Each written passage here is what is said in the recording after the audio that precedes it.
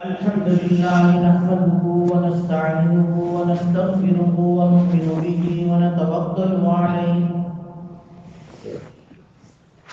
ونعوذ بالله من شرور أنفسنا ومن سيئات أعمالنا من يهده الله فلا مضل له ومن يضلله فلا هادي له ونشهد أن لا إله إلا الله وحده لا شريك له ونشهد أن سيدنا ومولانا محمدا عبده ورسوله أما بعد فأعوذ بالله من الشيطان الرجيم بسم الله الرحمن الرحيم وتوبوا إلى الله جميعا أيها المؤمنون لعلكم تفلحون.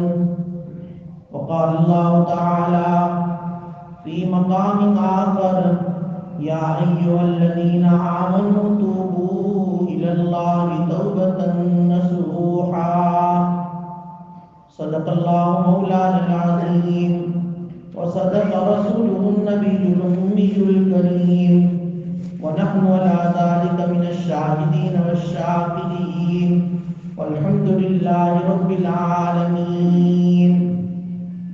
سلام على خير الأنام وسيدي حبيبي إله العالمين محمد بشير نذير هاشمي مكرم عطوف رؤوف من يسمى بأحمد.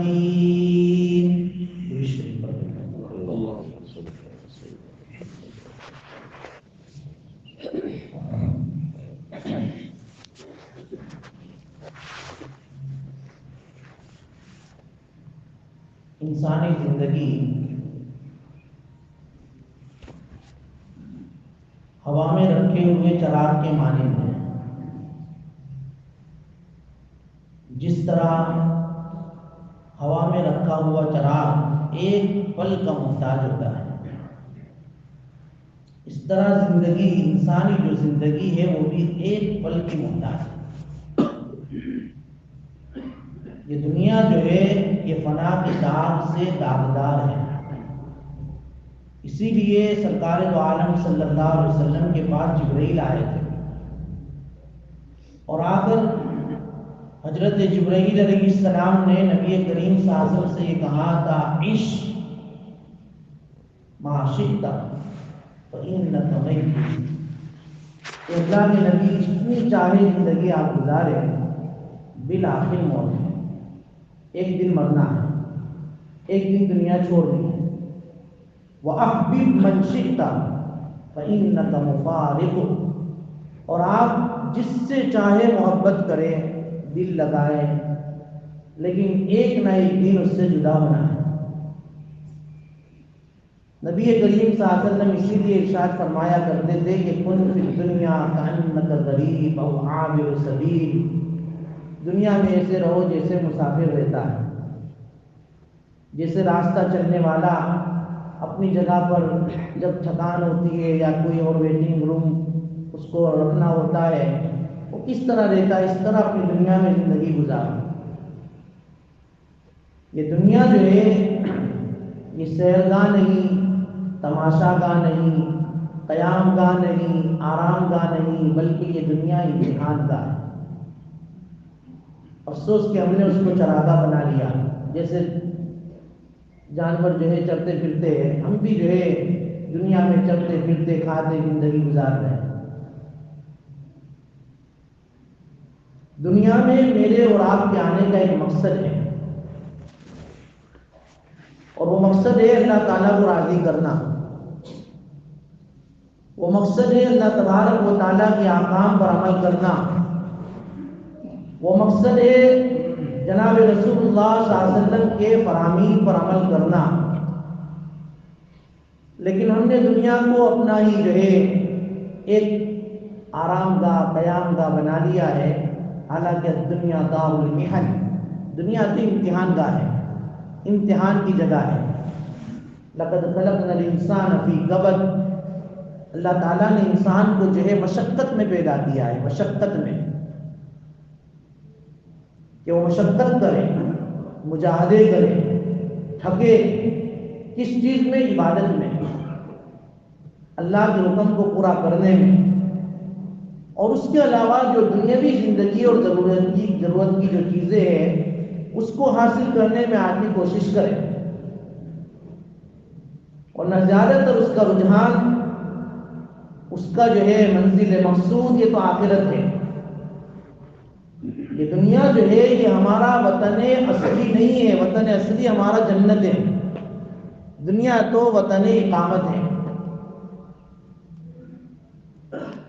تھوڑی مہلت زندگی گزار کر پھر ہمیں اپنے وطن اصلی کی طرف جانا ہے، یہ ہر ایک کو معلوم ہے، یہ مذاکرہ ہے، یاد دہانی ہے، کہ کہتے کہتے ہمیں بھی اور سنتے سنتے تمہیں بھی بس اپنی زندگی کا مقصد سمجھ میں آ جائے، اور اس طرح ہم اور آپ مل کر اس طرح زندگی گزارے کہ ہمارا رب راضی ہو جائے۔ یہ ہماری جو ہے ایک محنت ہے، کوشش ہے، دنیا میں آ کر زندگی گزار کر اللہ کو راضی کر کے جانا، ایک بہت بڑی جو ہے فکر ہے، بہت بڑی فکر ہے۔ اس نے کہا کہ یہ دنیا ہمارا وطن اصلی نہیں، وطن اقامت ہے۔ اس میں جو ہے الگ بات ہے، غفلت میں آدمی گناہ کر بیٹھتا ہے، کوتاہیاں ہو جاتی ہے، کیونکہ انسان کو اللہ تعالیٰ نے جو بنایا ہے خیر و شر کا مجموعہ بنایا ہے۔ وَنَفْسٍ وَمَا سَوَّاهَا فَأَلْهَمَهَا فُجُورَهَا وَتَقْوَاهَا، انسان میں خیر بھی ہے، انسان میں شر بھی ہے۔ بہترین انسان وہ ہے جو خیر کو غالب رکھے، برا انسان وہ ہے جو شر کو غالب رکھے۔ سراپا خیر وہ تو فرشتے، سراپا شر وہ شیطان، اور جو شر اور خیر کا مجموعہ ہے وہ حضرت انسان۔ ہاں، میں اور آپ، اللہ نے دونوں چیزیں ہمارے اندر رکھی ہے، خیر بھی رکھا ہے، شر بھی رکھا ہے، لیکن میں نے کہا بہترین انسان وہ ہے جو خیر کو غالب رکھے، اور برا انسان وہ ہے جو شر کو غالب رکھے۔ 24 گھنٹے کے اندر آدمی خود اپنا محاسبہ کرے، اپنے ٹائم ٹیبل کو جو ہے سوچے، دیکھے کہ میں اس 24 گھنٹے کے عرصے میں اللہ کی کتنی فرمانبرداری اور کتنی نافرمانی کرتا ہوں۔ اگر فرمانبرداری کا پہلو زیادہ ہے تو سمجھ لو کہ ہم نے خیر کو غالب رکھا ہے، ہم اچھے انسان ہیں، اور اگر اس 24 گھنٹے میں شر غالب ہے، صبح اٹھتے ہی اور رات کو سوتے بھی نافرمانی گناہ اور گناہ ہو رہے ہیں، سمجھ لو کہ شر غالب ہے، ہم برے انسان ہیں۔ لیکن آدمی غفلت کی وجہ سے کوتاہیاں کر بیٹھتا ہے، گناہ کر بیٹھتا ہے، نافرمانی کر بیٹھتا ہے۔ یہ دین اسلام کا ایک حسن ہے کہ دین اسلام نے ایسے گنہگاروں کو، ایسے کوتاہی کرنے والوں کو ایسے ہی نہیں چھوڑ دیا، بلکہ اس کے لیے جو ہے راستے رکھے، معافی کے، مغفرت کے اسباب رکھے، طریقے رکھے، کہ ان طریقوں کو اختیار کرے، ان طریقوں کو اللہ سے مانگے تو جو کوتاہی غفلت کی بنیاد پر، جو گناہ غفلت کی بنیاد پر ہوئے ہیں، اللہ تعالیٰ معاف کر دے۔ مغفرت کے اسباب ہیں۔ علامہ ابن سیرین رحمۃ اللہ علیہ نے اپنی ایک کتاب لکھی ہے ایمان الاوسط، اس کے اندر انہوں نے 10 اسباب لکھے، 10 کہ یہ 10 اسباب مغفرت ہیں، آدمی اس کو اختیار کرے اور اپنی کی ہوئی غلطیوں کو، گناہوں کو معاف کرانے کی کوشش کرے، اللہ معاف کر دیں گے، اللہ بڑے غفور رحیم ہے۔ 10 اسباب مغفرت، ان میں سے پہلا سبب انہوں نے لکھا ہے توبہ۔ اللہ تبارک و تعالیٰ سے انسان توبہ کرے، توبہ کہتے کس کو ہے؟ تنزیہ القلب عن الذنب، دل کو گناہ سے خالی کرنا، پاک کرنا، صاف رکھنا، گناہ کے ارادے کو دل سے خالی کر دینا۔ آدمی گناہوں سے توبہ کرتا ہے، اللہ سے معافی مانگتا ہے، اللہ مجھ سے گناہ ہو گئے معاف کر دے، لیکن ابھی دل میں گناہ کا ارادہ ہے، گناہ کا خیال ہے، گناہ سے معافی ضرور مانگ رہا ہے، لیکن ابھی خیال اور ارادے کو تو دل سے نکالا ہی نہیں، یہ توبہ نہیں۔ علماء نے لکھا ہے کہ گناہ کے ارادے کو دل سے نکال دو اور پھر اللہ تبارک و تعالیٰ سے توبہ مانگو تو انشاءاللہ تعالیٰ وہ توبہ قبول۔ پھر بشری تقاضے کی بنیاد پر، غفلت کی بنیاد پر گناہ ہو جائے وہ ایک الگ بات ہے، پھر توبہ کرو، توبہ بار بار کرنی ہے۔ لیکن آدمی جو ہے توبہ کے اصول کو سمجھے اور اس نیت اور استحضار سے اگر توبہ کرے گا تو اللہ تبارک و تعالیٰ گناہ کو معاف کر دیں گے۔ یہ اسباب مغفرت میں سے پہلا سبب ہے توبہ، اللہ کو بہت پسند ہے۔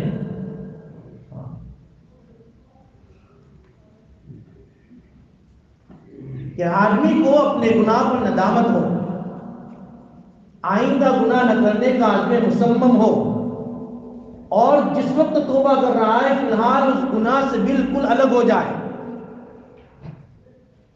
یہ تین شرطیں۔ اور اگر حقوق و لباس سے گناہ کا تعلق ہے تو پھر چوتھی شرط یہ ہے کہ وہ بندے کا حق ادا کر دے، ورنہ معاف نہیں ہوگا۔ چاہے کتنی بھی نمازیں پڑھ لو، چاہے کتنے بھی جو ہے صدقے کر لو، کتنی بھی جو ہے خیرات کر لو، بندے کا حق تمہارے اوپر ہے، معاف نہیں ہوگا، بالکل نہیں۔ توبہ کی چار شرطیں دھیان میں رکھنا۔ جو گناہ ہوا ہے اس پر آدمی کو پچھتاوا ہونا چاہیے۔ نمبر 2، آئندہ نہ کرنے کا برابر پختہ ارادہ، فی الحال وہ گناہ چھوڑ دینے کا عزم مصمم، نکل گئے بس اب نہیں کریں گے وہ۔ اور پھر اگر حقوق لباس سے تعلق ہے، جس کا جو حق ہے، بھائی نے بہن کا لیا ہے دے دے، ایک تاجر نے دوسرے تاجر کا لیا ہے دے دے، ایک پارٹنر نے اپنے پارٹنر کا حق لیا ہے دے دے۔ یہاں کی رقم، یہاں کی جو ہے جو بھی قیمت ہے وہ دینا بہت آسان ہے، آخرت میں بڑا مشکل معاملہ ہے، بہت مشکل ہے، بہت مشکل۔ اپنے معاملات کو صاف رکھیں خدا کے واسطے۔ یہ زندگی دھوکہ ہے، دھوکہ، اور شیطان دھوکہ دینے کا اسپیشلسٹ ہے۔ وہ تم کو شریعت کے لباس میں، شریعت کے لبادے میں دھوکے دے گا۔ آدمی نیکی کرے گا، نماز پڑھے گا، جماعتوں میں بھی جائے گا، جو بھی دین کے کام ہے وہ کام کو کرے گا بھی، اور پھر گناہ بھی ہو جائیں گے، گناہ بھی کرے گا، حق بھی دبائے گا، کسی کا حق بھی لے لے گا۔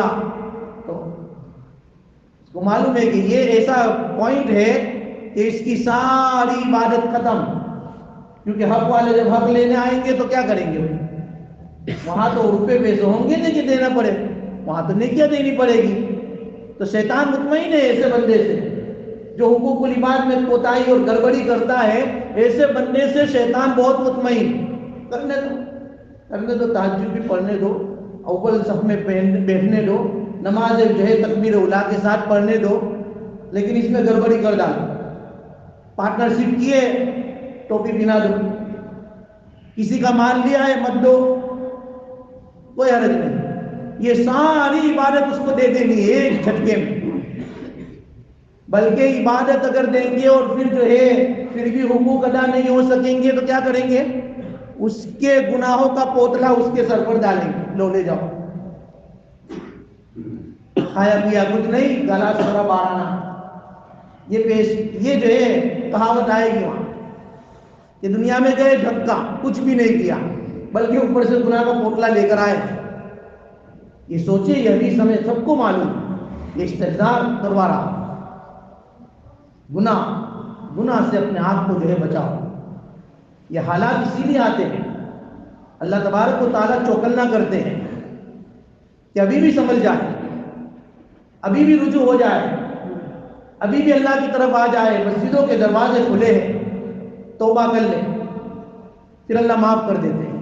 ہاں، اللہ معاف کر دیتے ہیں، توبہ اللہ کو بہت پسند ہے، بلکہ قرآن میں توبوا الی اللہ جمیعا ایھا المؤمنون لعلکم تفلحون، ایمان والو اللہ کی بارگاہ میں آ جاؤ، ہاں اپنے دامن کو پھیلا دو اور اللہ تعالیٰ کے سامنے دو آنسو بہا کر اپنے گناہوں پر توبہ کر لو، تم کامیاب ہو جاؤ گے۔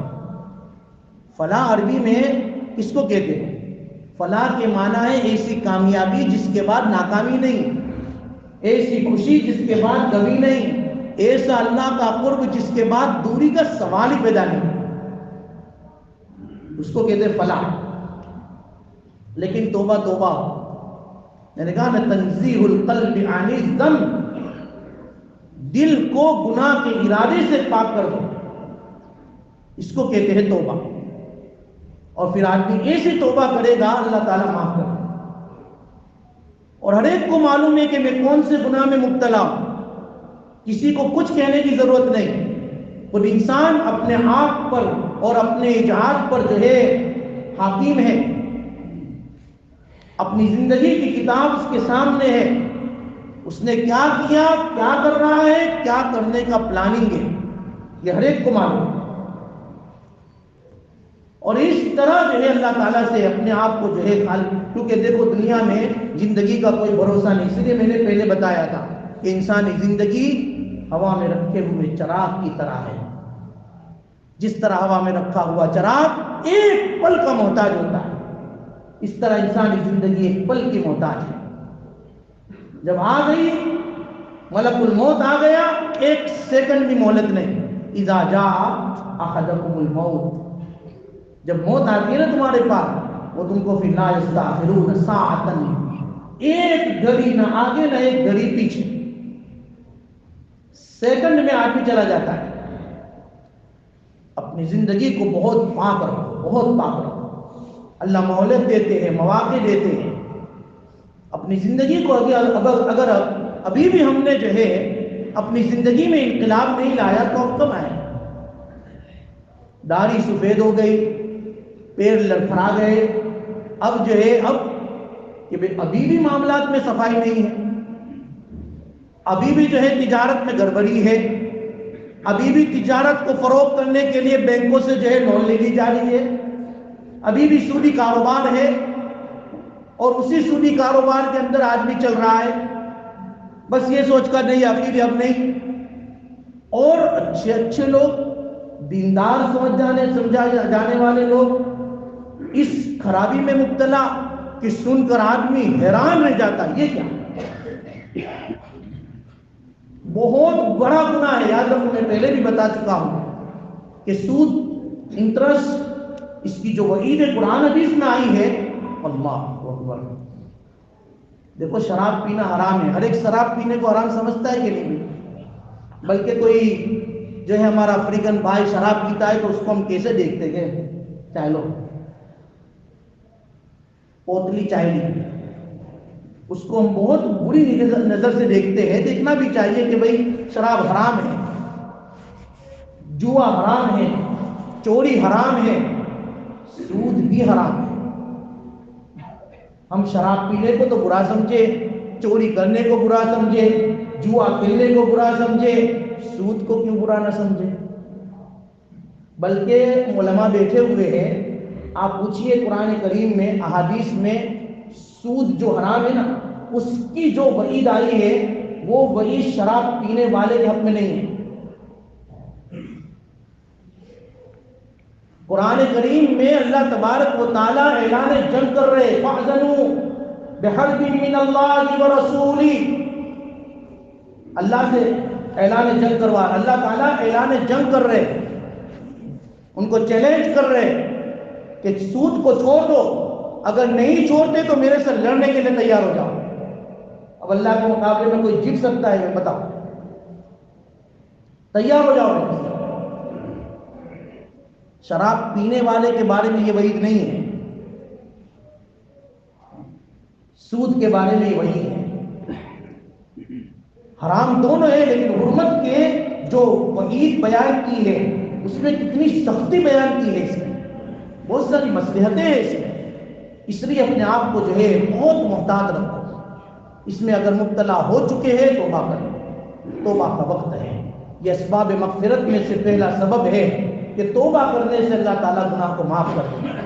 لیکن اس سلسلے میں اگر ہم سے حقوق العباد میں کوتاہی ہوئی ہے، اس کے حق ادا کرنے کی برابر جو ہے کوشش کرے، محنت کرے، مہلت مانگ لے، اور پھر جو ہے دینے کا عزم مصمم پکا ارادہ ہونا، دیکھو پھر اللہ کیسے راستے نکالتے ہیں، اللہ نکالیں گے راستے۔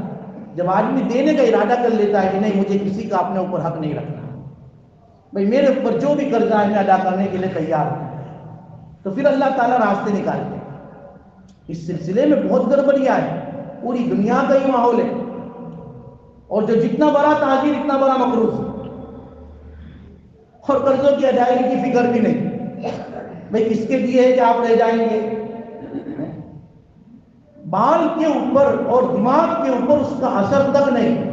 حالانکہ اللہ کے نبی صلی اللہ علیہ وسلم نے اس شخص کی نماز جنازہ نہیں پڑھی ہے جس کے اوپر قرضہ تھا۔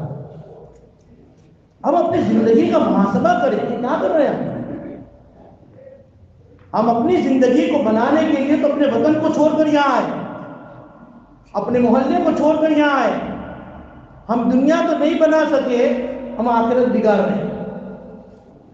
اس کا ہم بہت خیال رکھیں۔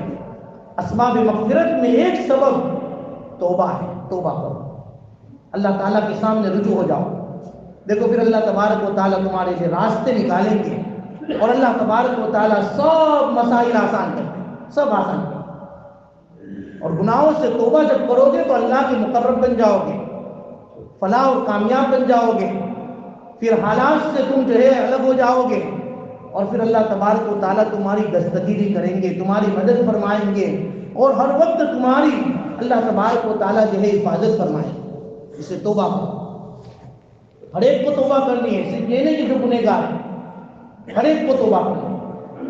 اللہ تبارک و تعالیٰ، دیکھو اسباب مغفرت میں ایک سبب استغفار بھی ہے۔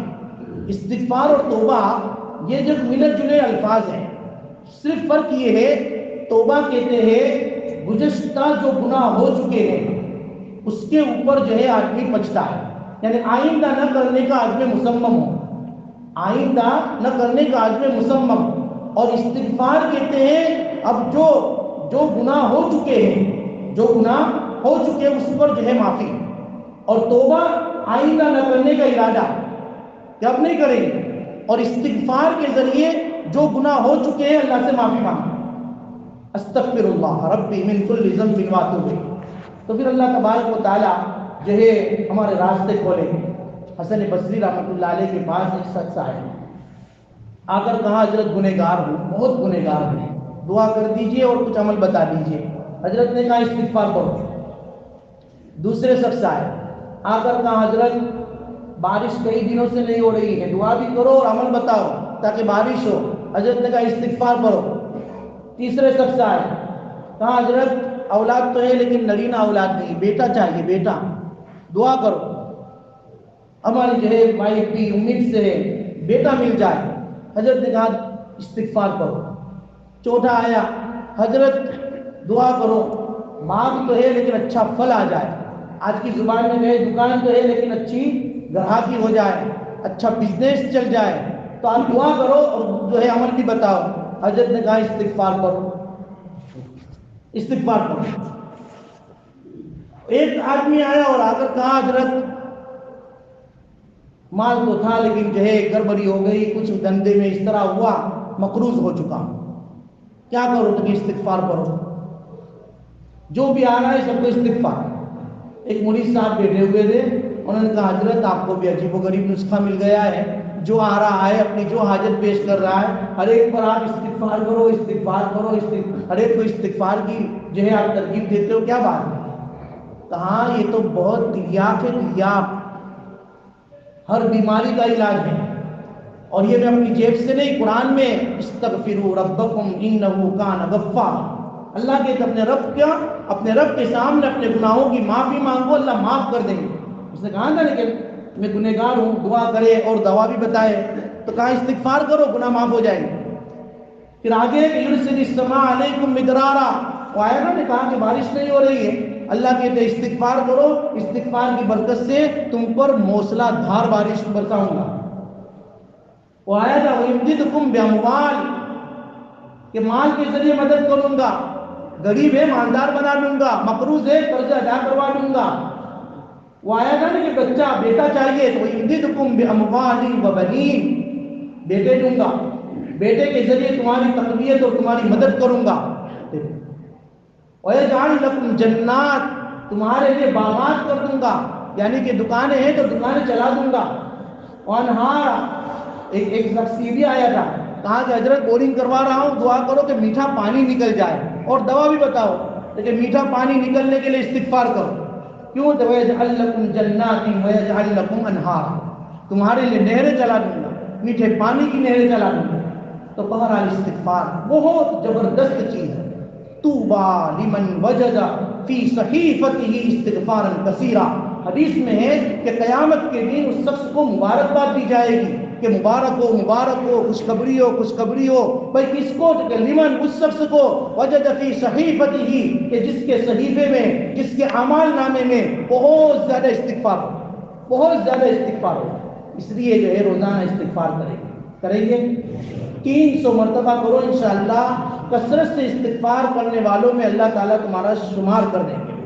اس لیے ہم یہ نیت کریں کہ انشاءاللہ 300 مرتبہ صبح سے لے کر شام تک استغفار پڑھیں گے اور اپنے گناہوں پر اللہ تعالیٰ کے سامنے نادم ہو کر اللہ سے توبہ کریں گے، اپنی زندگی کی کتاب کو بالکل صاف اور پاک بنائیں گے۔